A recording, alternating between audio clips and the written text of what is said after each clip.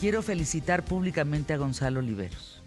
Estás haciendo un trabajo extraordinario, no solo para tu carrera, evidentemente, sino para un espacio como ¿Qué tal, Fernanda?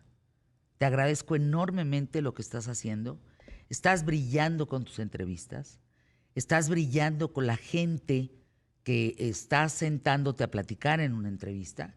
Y lo que has presentado del año 2022 y 2023 en calidad de entrevistas y en importancia de entrevistados, de verdad te felicito. Hoy te vamos a escuchar con Thalía.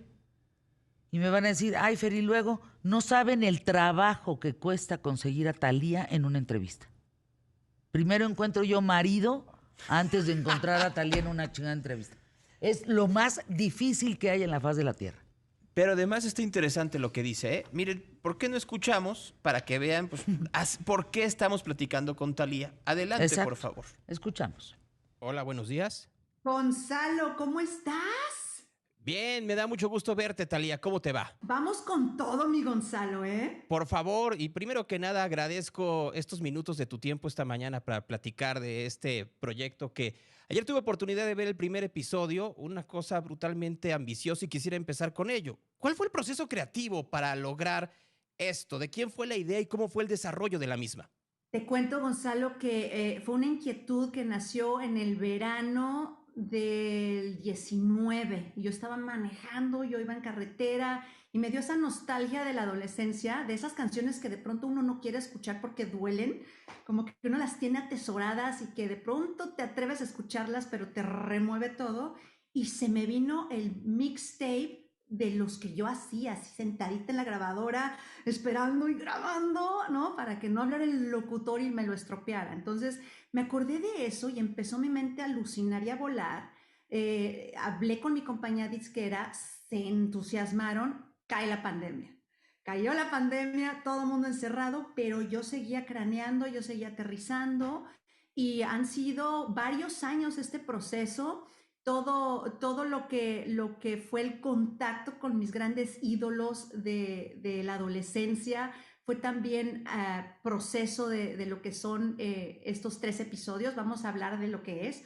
Son 3 episodios con Paramount Plus. Digamos que es una docuserie musical, ¿no? Por ponerle una etiqueta. Y sale a la par con un disco a través de mi compañía disquera. Son 11 canciones. Y es esa era, esa nostalgia, esa pasión por el rock en español.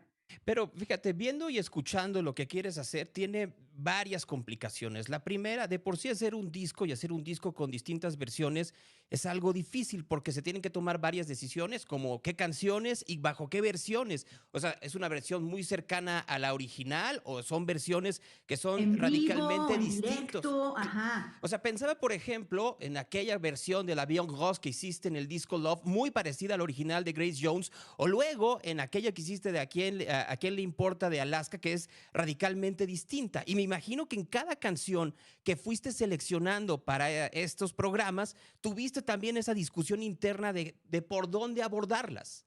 Sí, Gonzalo, y súper interesante que mencionas esto porque fue parte del proceso y para mí era importantísimo rodearme con cerebros que vivieron esa época, ¿no? En este caso, por ejemplo, el disco para mí indudablemente tenía que ser trabajado con mi amigo Aureo Vaqueiro, que vivió la época literal conmigo, o sea, los dos tureábamos, él era músico y yo cantaba y los dos escuchábamos así con nuestros audífonos estas canciones. Entonces, para él y yo viajarnos y aterrizar cuáles eran las canciones, cuáles eran las versiones. Yo estaba muy clara que yo quería Pachuco, yo estaba muy clara porque esas eran siempre las canciones top de mi mixtape. No, yo no sé tú cuáles eran tus mixtapes, pero el mixtape de mi vida era sí o sí rock en español. Y estaba Hombres G, estaba Mateos, estaba, o sea, Enanitos, estaba Nacha Pop, estaban, o sea, David, Toreros Muertos, todos estos héroes del rock, la maldita. Así que rodearme con gente como él, que lo vivió y que se emocionó y que lo hicimos de un lado y de un ángulo de tanto respeto y admiración como fans, los dos como fans trabajando por los héroes originales, eso ya le inyecta un jícamo diferente. Platicaba con Charlie Alberti de lo complicado que había sido esa gira, la que hicieron ya haciendo en homenaje a Soda y por supuesto a Cerati, ¿no? Y de cómo se habían escogido a los distintos talentos para cantar cada una de las canciones. Y escuchando el día de ayer tu versión de Persiana Americana, me llama poderosamente la atención que es muy cercana a la original en cuanto al arreglo, en cuanto a la instrumentación, pero sí le das un toque muy particular en cuanto a tu voz. De hecho, podría decir, y ahí corrígeme, que le bajas unas cuantas notas para darle también como otro tipo de tesitura.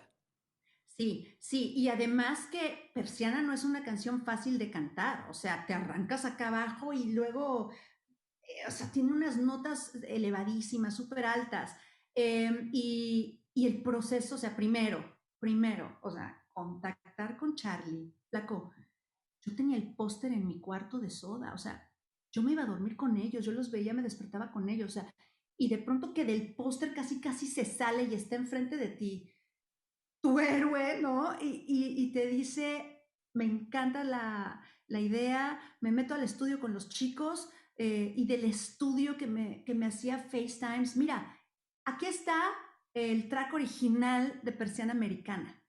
Ya lo estamos tratando y lo estamos trabajando para hacer esta nueva versión. Y yo saber que estaba él abriendo la sesión original de esta canción tan icónica y tan generosos, ¿no? De querer crear, de querer colaborar. Este proyecto lo importante de este proyecto, Gonzalo, es que para mí es un puente. Es un puente que para mí es el unir las generaciones que movilizaron a la juventud y las nuevas generaciones, como por ejemplo Kenia Oz, como por ejemplo Bruces, como por ejemplo León Leiden o Ben Carrillo, y tenerlos también como de comunicadores de lo que han sido estas canciones para generaciones enteras y lo que siguen siendo. Hay una parte en donde dices que tú, a diferencia de todos estos grupos, tomaste otro camino, pero siendo muy honesto, ese camino también fue distinto a lo que era el pop de los 80, de los 90 sobre todo, en donde tú siempre tomaste riesgos. O sea, no fue el pop que hacía Thalía, no era el pop común y corriente, era muy arriesgado, a veces agresivo, de hecho polémico, hasta en sus presentaciones, en su empaquetamiento y hasta en las decisiones rítmicas que podías tomar, ¿no? Porque podías ir, como decía, un momento de la parte más bailable hasta el house progresivo y luego ibas cambiando, ¿no? Y creo que algo que debiste haber encontrado mientras hacías estos especiales y estas canciones es que había ese mismo respeto o admiración en ambos sentidos, ¿no? Tuyo hacia estos rockeros, pero también estos rockeros que de pronto decían, estamos ante una mujer que también toma riesgos. Exacto, y poder agradecerles a la cara, ¿sabes? Poder decirles, tu decisión, tu composición, tu desarrollo en el escenario, tu rebeldía, a mí me dio la fuerza para ser yo, para ser diferente, para atreverme. Por eso, una vez más, hago hincapié, este proyecto se llama Thalía's Mixtape, el soundtrack de mi vida, porque el soundtrack de mi vida, el mixtape, el cassette, que hoy sería el playlist, el playlist de mi vida fue basado en esta rebelión, en estos cantantes, cantautores, en estas bandas tan icónicas que hablaban y decían las cosas de un lado tan honesto, ¿sabes? Eran honestos y eran ellos, y en una época donde pues estaba rudo ser honesto. Entonces, ellos me dieron a mí esa fuerza de atreverme a hacer cosas fuera de serie para esa época y para una mujer. Nos queda un momentito más con la entrevista de Gonzalo Oliveros y Thalía, que por cierto, lo que hemos escuchado hasta este momento, te felicito. Gracias. Thalía te está contando cosas que nunca había contado. Lo que tenía de póster en su cuarto, cómo se levantaba y dormía con ellos, y luego cómo se convierte en una realidad, pues todo este trabajo a través de una producción. La influencia que tuvo una parte muy importante de la música en español para su carrera personal. Pues vamos a escuchar esta parte final de la entrevista de Gonzalo Oliveros y Thalía, aquí en ¿Qué tal, Fernanda? Dime una cosa, porque dices, era una época en donde era rudo ser honesto. ¿No sigue siendo rudo ser honesto todavía en este siglo XXI? O sea, pareciera que hemos avanzado un montón, pero en realidad estamos muy complicados. Y ya casi para terminar esta entrevista, ¿cómo vive la honestidad Thalía en el siglo XXI? Bueno, sí, es un riesgo el atreverse a ser uno mismo, ¿no? Y el cometer errores, pero justo en eso está tu lado más brillante, ¿no? Justo en tu caída está el punto de apoyo para que te lances lo más alto posible en tu vida. Justo en el atreverte a ser tú está la diferencia que te va a separar de toda la masa que de pronto tiene miedo a atreverse a cometer algún error. Um, Siento que este proyecto lo envuelve todo, es un proyecto de corazón, es un proyecto de una fan buscando a sus ídolos y agradeciéndoles cara a cara todo lo que hicieron, no solo por mí, sino por la generación entera en la que crecí y por las nuevas generaciones, que ese mensaje de autenticidad no se pierda. Por eso este es un gran proyecto, es el proyecto que me emociona muchísimo compartirlo con todos, son 3 episodios, trae el disco también, así que vamos a rockear y a disfrutar de estos grandes íconos a través de la música. Qué maravilla, Gonzalo, qué maravilla de entrevista. Te felicito y te agradezco estas exclusivas que presentas aquí en tu espacio a través de ¿Qué tal, Fernanda? Felicidades por el trabajo que estás haciendo. De verdad, mis respetos. Muchas gracias.